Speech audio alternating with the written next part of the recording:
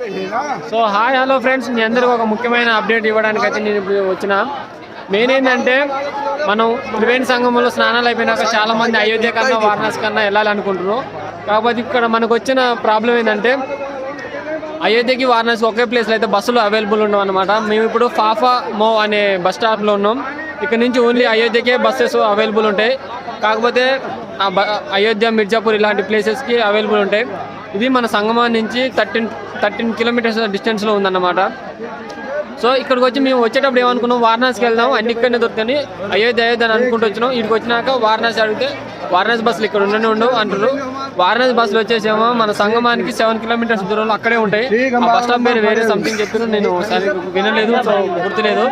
అది వారణాసికి వెళ్ళాలంటే Varanasi bus stop అని అడగండి, అయోధ్యకి వెళ్ళాలంటే అయోధ్య బస్ స్టాప్ అని అడగండి.